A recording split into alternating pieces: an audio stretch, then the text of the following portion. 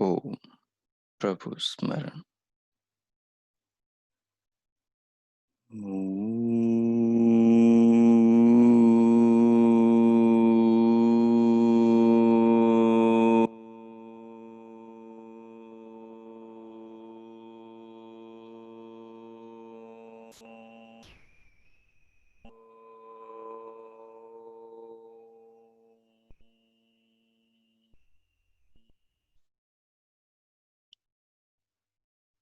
अमृत ध्यान साधना प्रभात सत्संग में आप सभी साधक साधिकाओं का हार्दिक स्वागत है।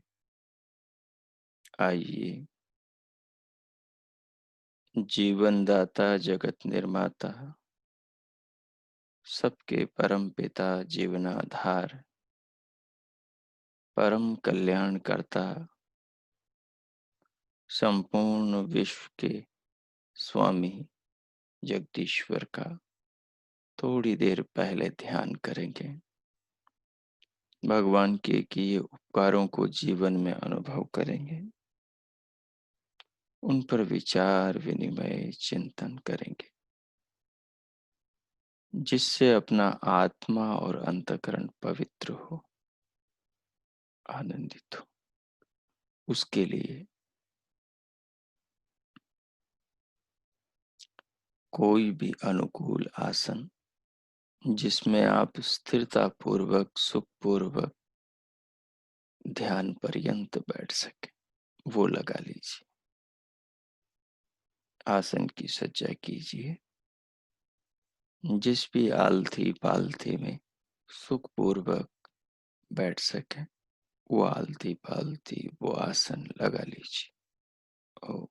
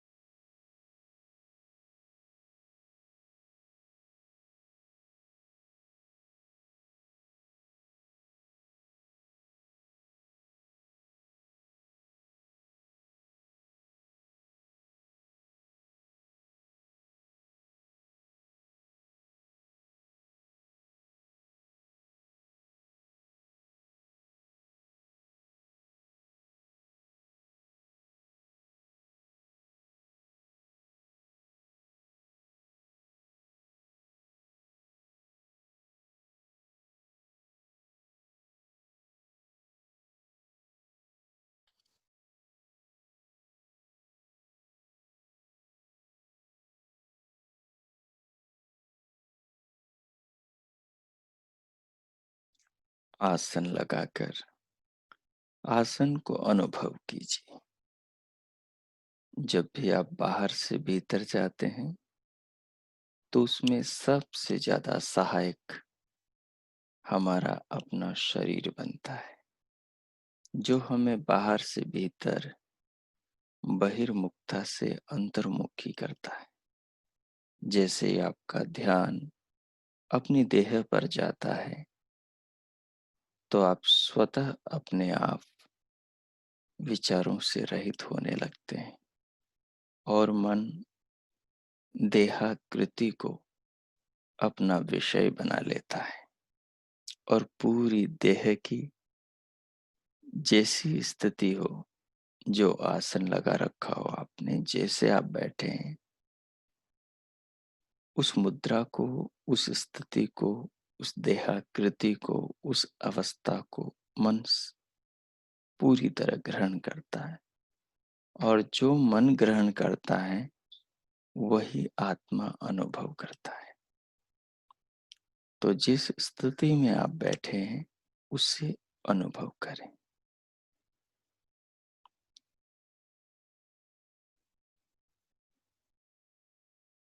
अब कमर, पीठ और गर्दन को जांचें। यदि सीधे नहीं है तो सीधे परंतु सहज करने का प्रयास करें। सीधा रखें और सहज कर लें। मेरुदंड में, रीढ़ में कोई कड़ापन न हो। दोनों हाथों को हाथों की हथेलियों को गोद में रख लें, बाईं के ऊपर दाईं। दोनों नेत्रों को, पलकों को बंद रखें। पलकों में कोमलता, सहजता बनाए रखें। अपने हृदय को, अंतःकरण को प्रसन्न करने के लिए बाहर अपने मुखमंडल पर एक माधुर्यता लेकर आए।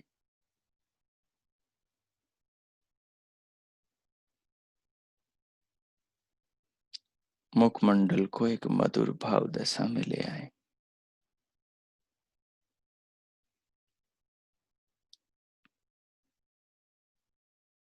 अब अपने मन को बाहर से आती जाती श्वास प्रश्वास से जोड़ लें और बाहर से आने वाली श्वास को लंबा, गहरा, पतला, लयबद्ध करें और उसे अनुभव करें।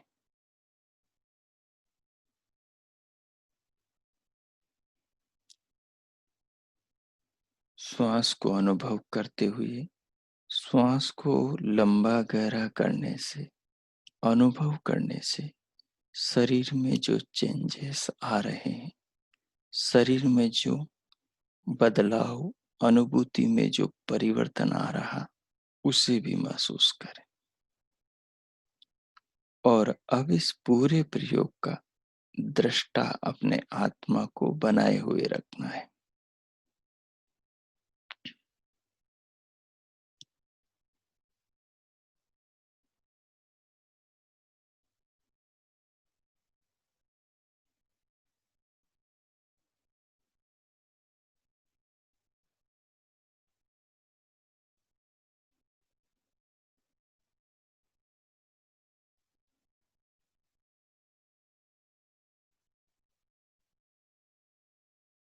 धीरे धीरे श्वास लेंगे, लेते हुए अनुभव करेंगे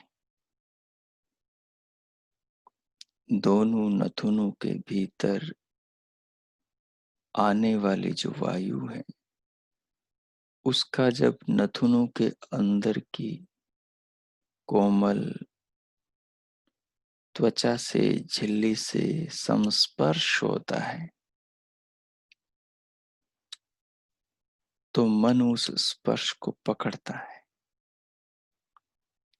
मन मनुष्य के सारे शरीर में सर्वत्र फैल जाता है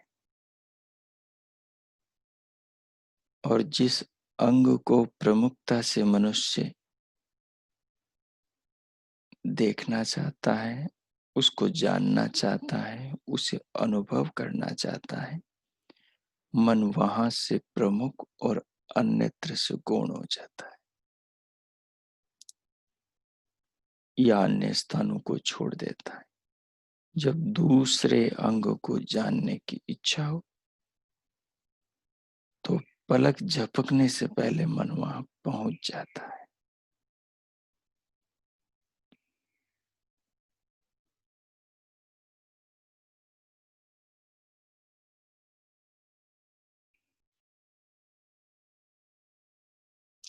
ये मन की अपनी विशेषता है,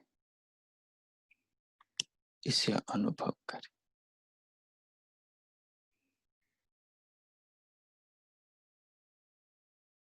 श्वास लेते हुए उसे निकालते हुए, प्रश्वास को बाहर छोड़ते हुए महसूस करें।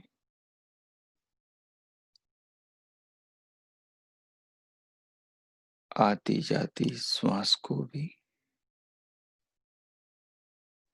और आती जाती श्वास के अनुभव करते समय जो शरीर में एक बदलाव की अनुभूति होगी, सूक्ष्म अंदर पूरी देह में, उसे भी महसूस करें।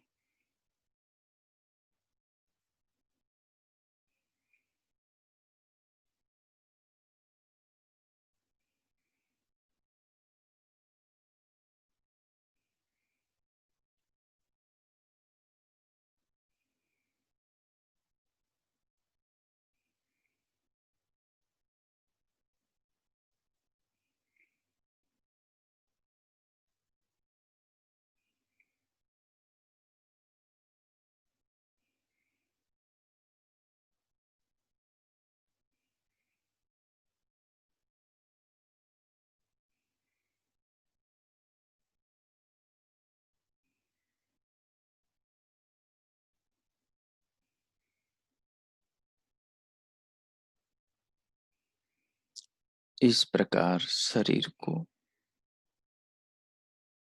आसन को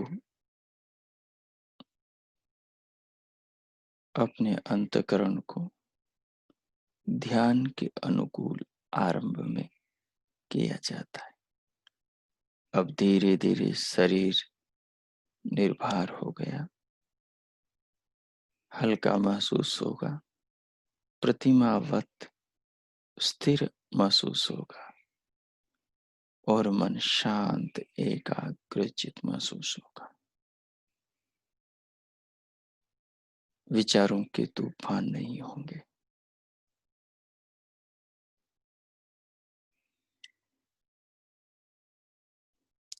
अब अपने मन को दोनों कानों के भीतर ले जाएं। श्वास प्रश्वास को सहज रूप से चलने दें। कानों के अंदर के आकाश में मन को लगाएं तो वहां दिव्य श्रोत्र, दिव्य नाद सुनाई देंगे।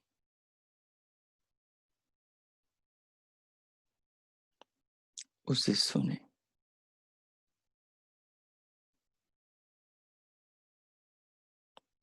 दिव्य नाद को सुनते हुए पूरे मस्तिष्क को अनुभव करें।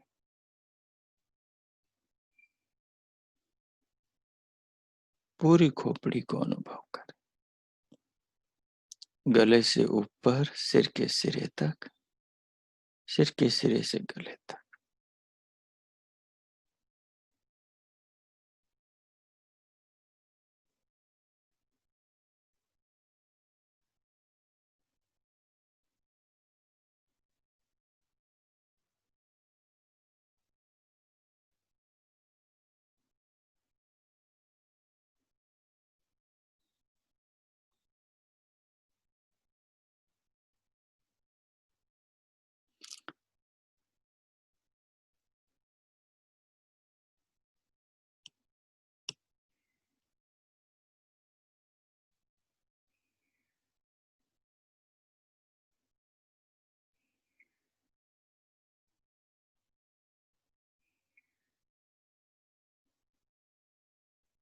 अब गले से कमर तक, कटी प्रदेश तक पूरे धड़ को अनुभव करें।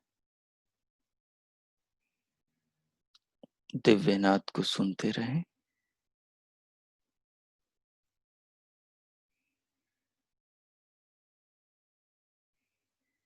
प्रत्यक्ष अनुभव होगा आपको। मन पूरे धड़ पर फैल जाएगा, सर्वत्र।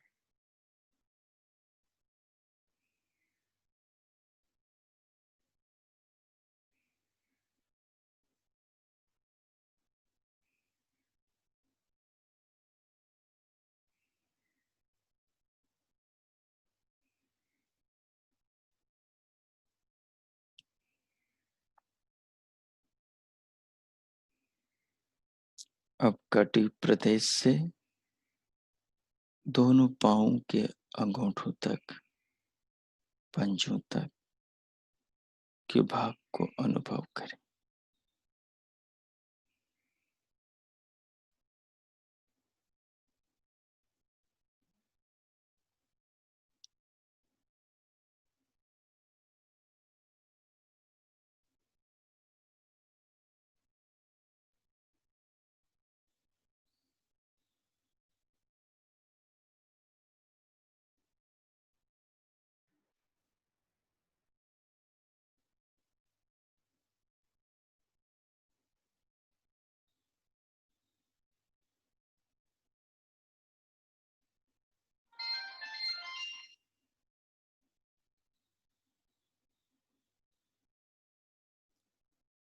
अब अपने मन को दृष्टि पटल के पीछे, भ्रुकुटी के पीछे अंदर ले आए।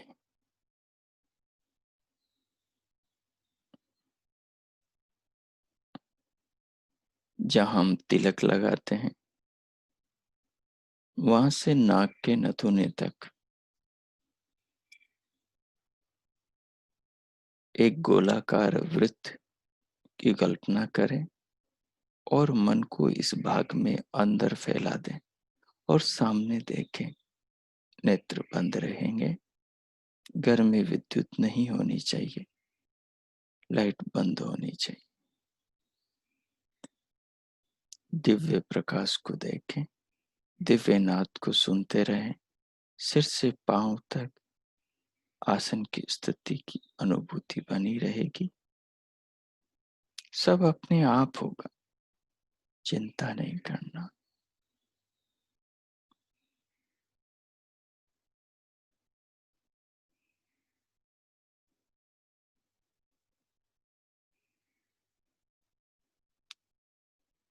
अब भीतर से,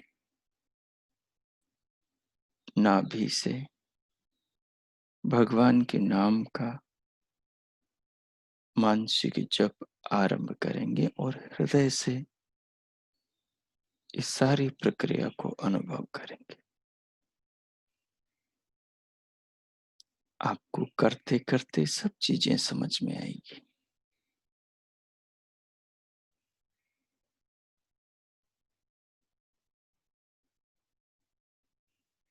नाभि से मानसिक जप की जैसे भावना करेंगे, जब आरंभ होगा और वो नाभि से उठने वाले ओमकार की नाद सीधी सारे शरीर में फैलते हुए ब्रह्मरंध्र तक जाएंगी।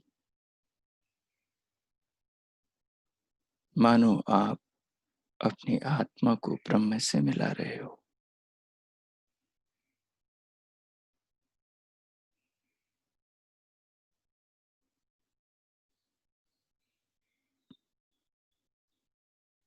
फिर जैसे ही मानसिक उच्चारण करेंगे, मानसिक उच्चारण होठों से नहीं, बस मन से, और उसका प्रभाव पूरे अंतःकरण में और संपूर्ण शरीर में, त्वचा पर्यंत, उधर अस्थि पर्यंत, अस्थि से त्वचा तक जितना भी है सबके अंदर महसूस होगा, अनुभव होगा। जैसे शांत निस्तरंग पानी की झील में या ठहरे हुए पानी में एक कंक्रीट मारे हम तो एक वृत्ताकार तरंग उठती है और वो धीरे धीरे फैलती हुई तटों की ओर भागती। ठीक ऐसे मानसिक भाव के जब से उठी हुई भावना की तरंग, प्रभाव की तरंग पूरी देह को प्रभावित करती हुई संपूर्ण शरीर में समा जाएगी। जिस दिव्य प्रकाश को देख रहे हैं, इसमें इस जप से परिवर्तन आएगा। जिस दिव्य नाद को सुन रहे हैं, इसमें इससे परिवर्तन आएगा।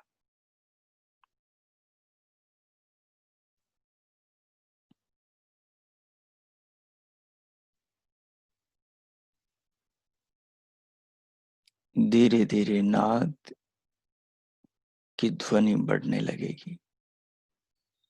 धीरे धीरे प्रकाश में परिवर्तन आने लगेगा। धीरे धीरे हृदय की अनुभूति होने लगेगी और अपने आप भावनाएं पैदा होने लगेगी। जैसे ही वो क्षण आए, अपनी आत्मा को परमात्मा से जोड़ने का प्रयास करें। भगवान को इस शरीर का निर्माता महसूस करें। इस जीवन का दाता अनुभव करें।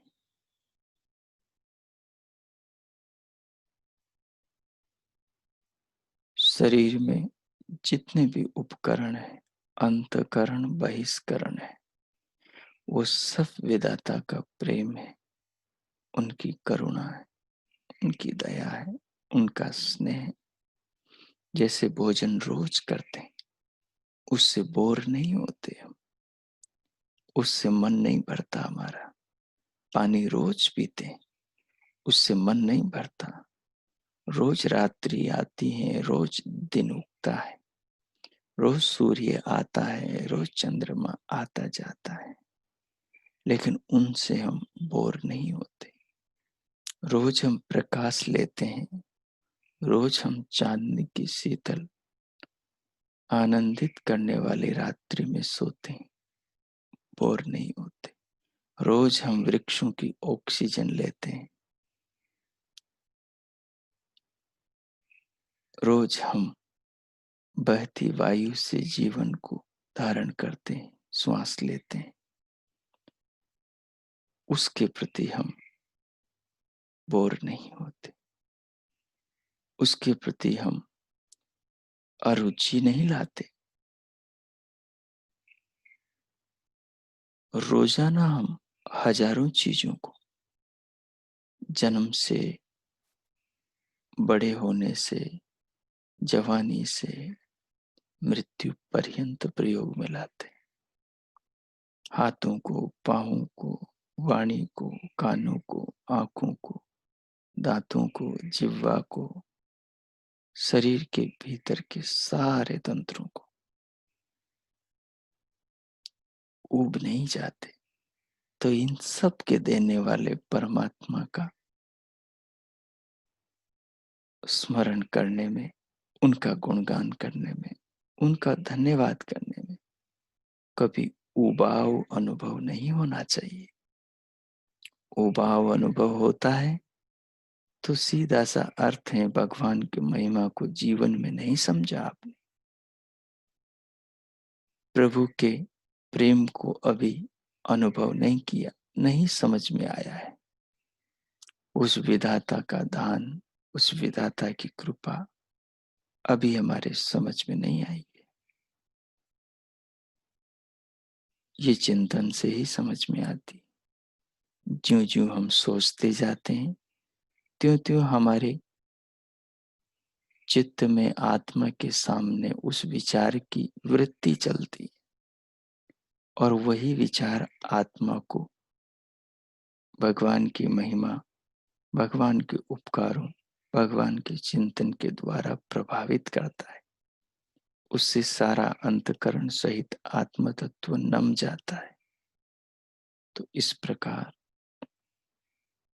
परमात्मा के प्रेम को, उनकी करुणा को, उनके दिए जीवन को, शक्तियों को, साधनों को, सामर्थ्य को अनुभव करते हुए, मानसिक जप करते हुए, भगवान की महान महिमा, इस दिव्य प्रकाश और दिव्य नाद को सारे शरीर को अनुभव करते हुए आत्मा से उनका धन्यवाद करें। अब मैं 4 मिनट मौन हो जाता हूं। आप 4 मिनट अपनी भावना से, अपने अनुसार परमात्मा से अपनी आत्मा को जोड़कर संवाद करें। उनके प्रति कृतज्ञता, समर्पण, श्रद्धा प्रकट करें। स्वयं को एक शिशुवत इस समय भावना में ले आए और भगवान के प्रति अपना प्रेम प्रकट करें। ओम। ओम।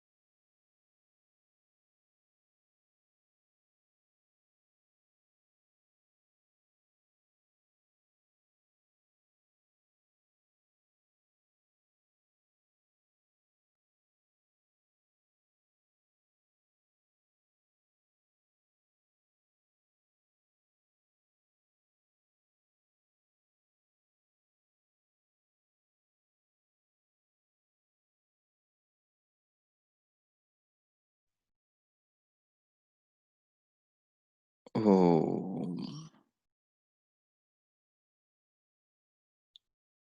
अब आगे हम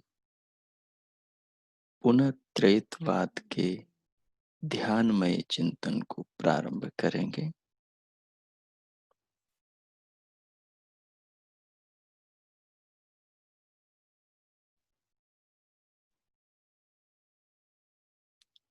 इस भाव को बनाए रखें और अब ईश्वर, जीवात्मा और प्रकृति, इन तीनों तत्वों को त्रैत कहते हैं।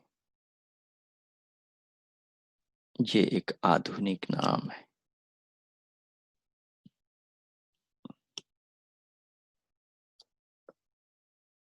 हमारे प्राचीन महर्षियों ने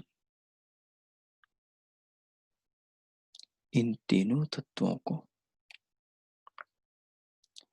कई अलग अलग नामों से पुकारा है।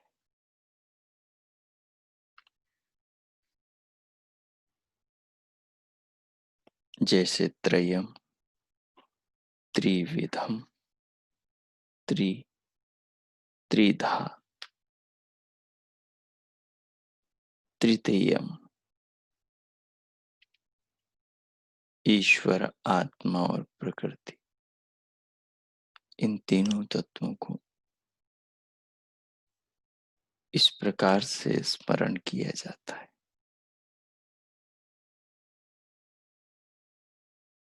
इन तीनों तत्वों को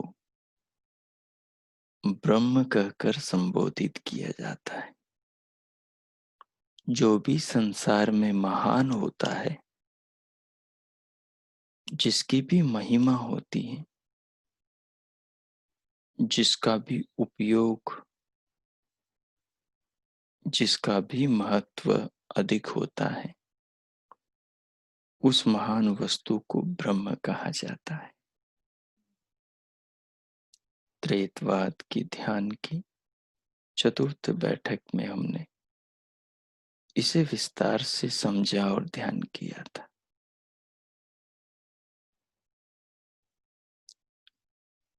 तो जो भी जीवन में, जगत में महान वस्तु है, वो ब्रह्म है।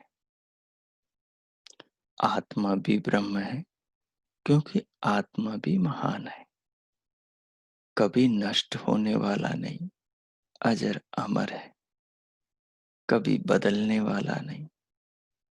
आत्मा कितनी ही योनियों में भ्रमण करे, कितनी ही दुख सुख प्राप्त करे, पर मूल तत्व आत्मा की कभी कोई हानि नहीं होती। न उसमें कुछ जाता, न कुछ उससे निकलता है। उसका कुछ ह्रास नहीं और उसकी कोई वृद्धि नहीं होती।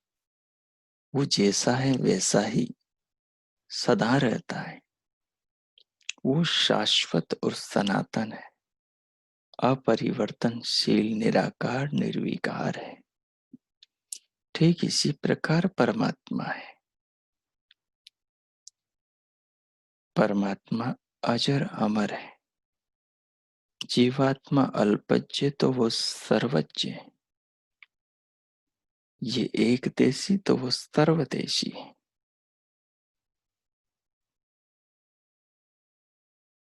ये अल्प शक्तिमान, वो सर्वशक्तिमान है। ये दूसरों की शक्तियों से अपने काम चलाता है, वो केवल अपनी शक्ति से सबके काम को चलाता है।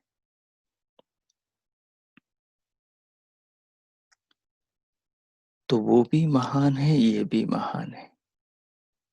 और प्रकृति के बिना कुछ भी नहीं हो सकता। न परमात्मा हम सबको अपना एहसास करा सकता, न हम सब परमात्मा से बिना प्रकृति के जुड़ पाते। प्रकृति एक माध्यम है, एक सेतु है। प्रकृति ही वो दूरबीन है जिससे हमें अपने आप को और विधाता को पहचानने में, समझने में, देखने में, ज्ञान की दृष्टि से सहयोग मिलता है। यद्यपि प्रकृति जड़ है, परिवर्तनशील, परिणामी है,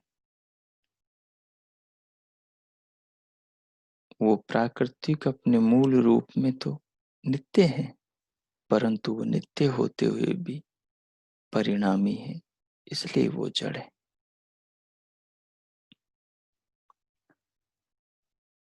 प्रकृति से जो जो वस्तुएं भगवान ने बनाई हैं, वो सारी वस्तुएं भी महान कहलाती हैं, उन्हें भी ब्रह्म कहते हैं।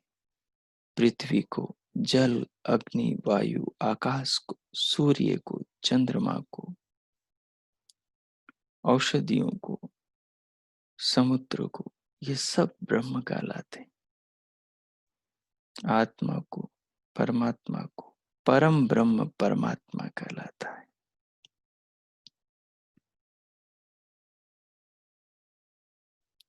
ब्रह्म शब्द के आते ही आपके भीतर महानता का भाव आना चाहिए। वस्तु की महत्वपूर्णता का ख्याल आना चाहिए। तो जो महान वस्तुएं हैं, वो तीन वस्तुएं हैं, आत्मा, परमात्मा और प्रकृति। इन्हीं तीनों वस्तुओं को भगवान यास्क ने इनके गुणों के आधार पर देव कहा है, देवता कहा है। इन तीनों में परम देव तो परमात्मा है, बाकी वस्तुएं भी देव हैं। जिन जिन में दिव्य गुण है, जो जो जड़ वस्तुएं या चेतन मनुष्य, विद्वान आदि या अन्य और परमपिता परमात्मा जो भी दे रहे हैं, इनसे हम सबको कुछ मिल रहा है। उस दान के कारण ये देव कहलाते हैं। जिनसे हमें कुछ मिलता है, जो हमें कुछ देता है, उसके कारण उसे देव कहा जाता है। जो स्वयं प्रकाशित है और दूसरों को प्रकाशित करता है, जीवन दे रहा है, वो देव कहलाता है। तो सबको जीवन, सबका आधार, सबको आकृति, सबको शक्तियां, सबको पहचान, सबको नाम रूप, सबको भोजन, सबका पालन पोषण, सबको व्यवस्था, सबको अपने नियमों में चलाने की शक्तियां, ये सब विधाता की ओर से आ रही। तो वो देव तो परम देव महादेव कहलाता है। और जो उससे शक्तियां पाकर देव बने, जैसे सूर्य भी देव है, सूर्य देव, वो स्वयं प्रकाशित है और सबको प्रकाशित करते हैं। परंतु उनको प्रकाश, सूर्य देव का निर्माण उस परम देव परमात्मा ने किया।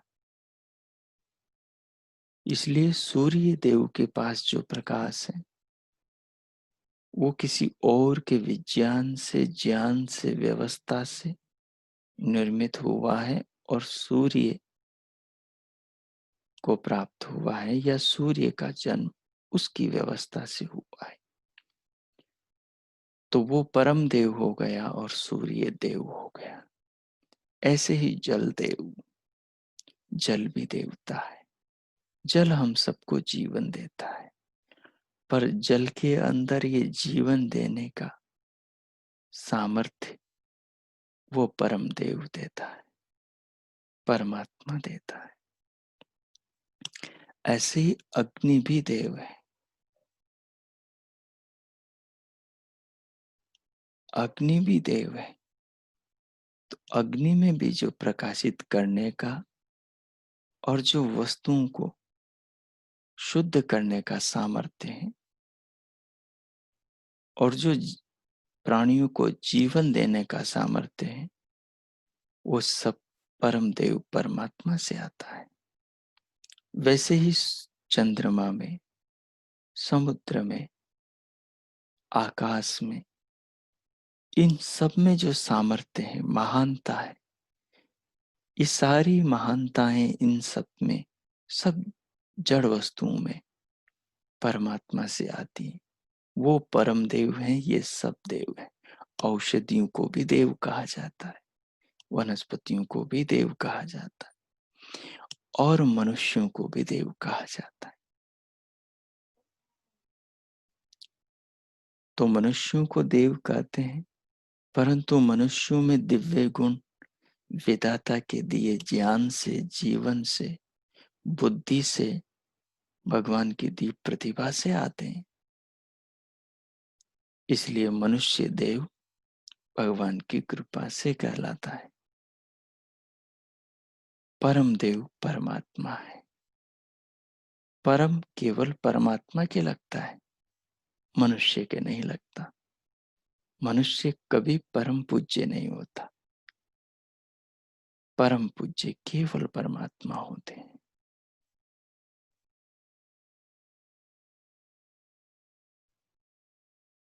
तो देव भौतिक वस्तुओं को, जड़ वस्तुओं को भी कहते हैं। देव चेतन मनुष्यों को, चेतन अन्य प्राणियों को भी कहेंगे हम। गाय हैं, वो भी देव हैं। वो हमें अमृत देती हैं, वो हमें खाद देती हैं। उसके होने से, उसके बछड़े के होने से, गाय और बैल के होने से, किसान के, कृषक के खेत में अन्न पैदा होता है। अन्न से जीवन पैदा होता है। अन्न से धन आता है, और धन से सारे मंगल कार्य होते हैं। तो इस भाव को गहरा करें, इसको समझें, ताकि हम और गहरे चलें। देव त्रेतवाद यानी तीनों को ईश्वर, आत्मा और परमात्मा को कहते हैं। ब्रह्म ईश्वर, आत्मा और परमात्मा को कहते हैं। और प्रकृति को कहते हैं। प्रकृति से बनी भगवान के द्वारा वस्तुओं को कहते हैं।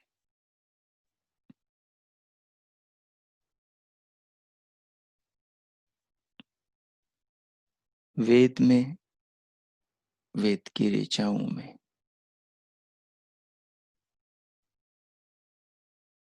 भगवान ने उपदेश दिया। कभी महर्षि वायु बैठे थे ध्यान में, डूबे हुए थे ध्यान में। भगवान ने उनको उपदेश दिया।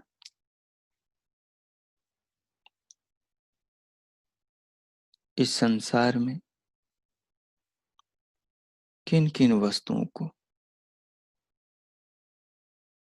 जिन वस्तुओं के गुण परमात्मा के गुणों से मेल खाते हैं, उन वस्तुओं के नाम से भी परमात्मा को कहा जाता है, ये उपदेश दिया।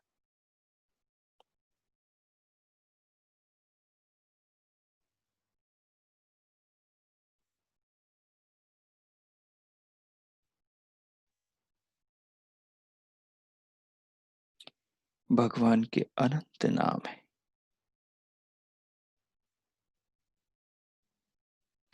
इंद्र परमात्मा का नाम है, क्योंकि वो ऐश्वर्यवान है। उसका ऐश्वर्य क्या है, इसे विचारना है।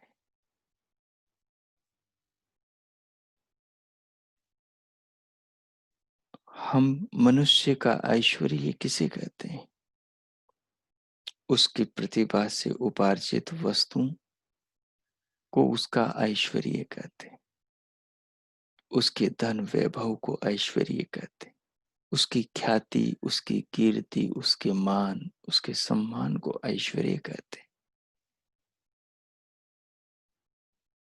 तो सविता सकल जगत की उत्पत्ति करता और समग्र ऐश्वर्यों का दाता होने से उस परमात्मा को परम ऐश्वर्यवान इंद्र कहते हैं।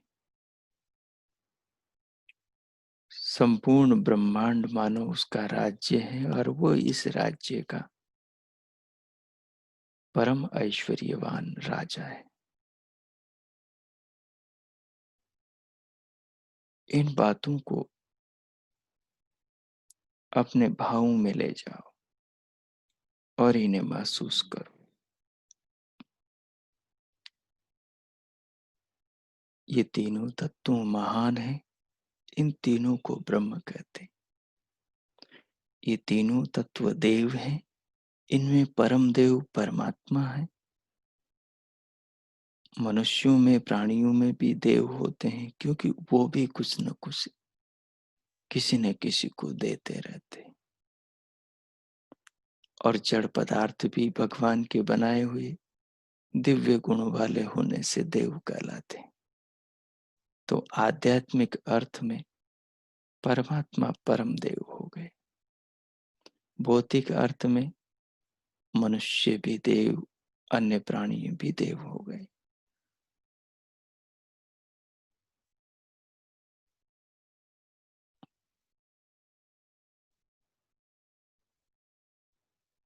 और आदि दैविक अर्थों में जो पंचभूत हैं, इनसे निर्मित वस्तुएं हैं, और जो इनसे पूर्व की भी मूल प्रकृति से चली आ रही सृष्टि के अन्य अंग हैं, उनमें भी दिव्य गुण होने से वो भी देव कहलाएंगे। तो इस प्रकार से अपने चिंतन को विस्तार देते हुए त्रित्ववाद को समझने का धीरे धीरे प्रयास करते जाएंगे। जो जो अंतःकरण में, चित्त में ये संस्कार इन बातों के बनते जाएंगे, त्यों त्यों ही आत्मा के पास ज्ञान एकत्रित होने लगेगा। यही ज्ञान ध्यान में काम आएगा। बिना ज्ञान के ध्यान नहीं होता और बिना ध्यान के समाधि नहीं लगती और बिना समाधि के आत्मा और परमात्मा का और प्रकृति के वास्तविक स्वरूप का साक्षात्कार नहीं होता और बिना साक्षात्कार के अविद्या का, अविवेक का विनाश नहीं होता और बिना अविद्या अविवेक के नाश हुए जीवात्मा की मुक्ति, मोक्ष, अपवर्ग, निर्वाण नहीं होता। तो परमानंद परमेश्वर की प्राप्ति नहीं होती। तो जन्म मरण के बंधनों में भटकता ही रहता है। तो त्रेतवाद का जो ज्ञान है उसका विस्तार हमें करना है और ध्यानमय चिंतन के द्वारा उसकी गहराइयों में आगे उतरते जाना है। तो आज की बैठक में इतना ही।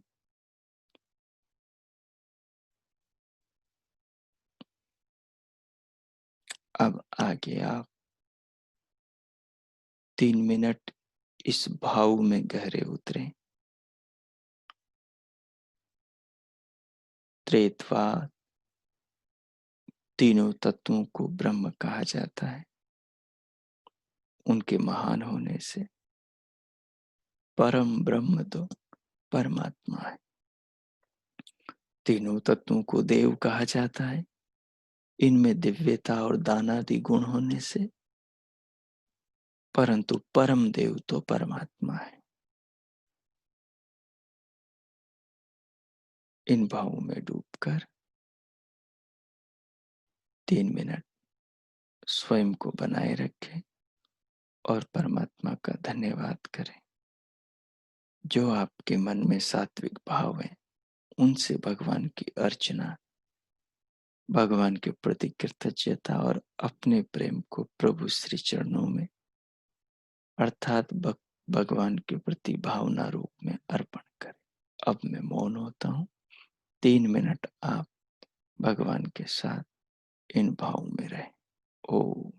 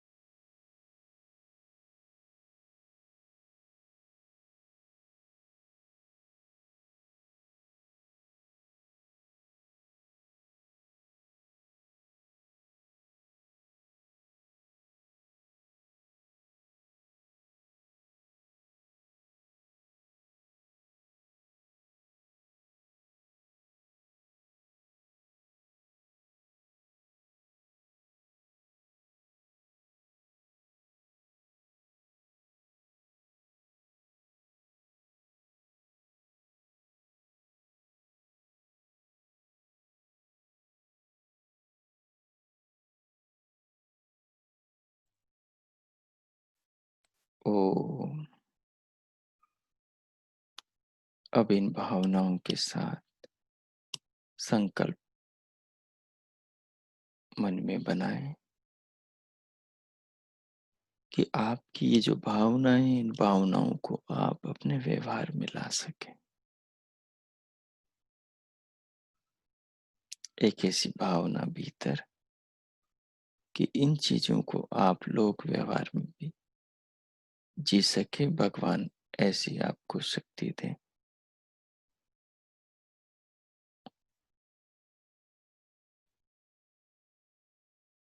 अब इन भावनाओं के साथ शांति पाठ करें।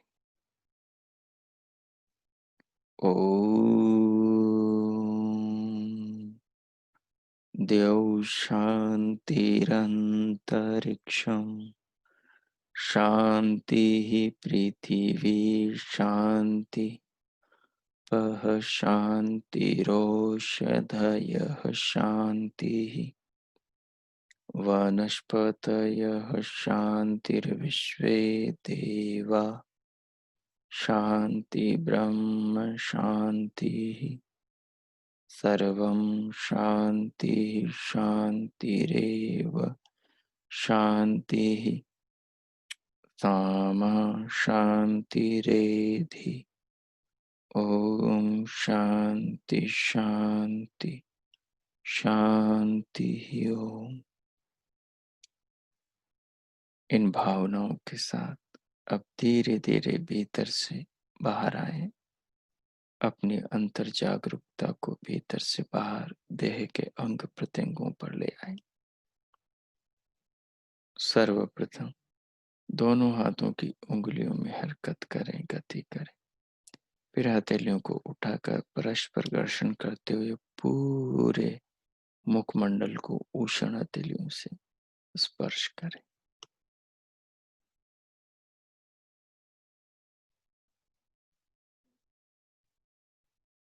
तत्पश्चात उंगलियों के मध्य से पलकें खोलते हुए भीतर से बाहर आ जाए।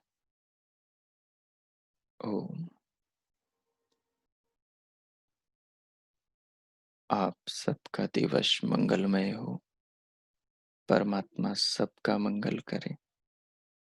इस आध्यात्मिक पथ पर आप निरंतर ईश्वर कृपा से और अपने प्रयासों से आगे बढ़ते जाएं। ओम।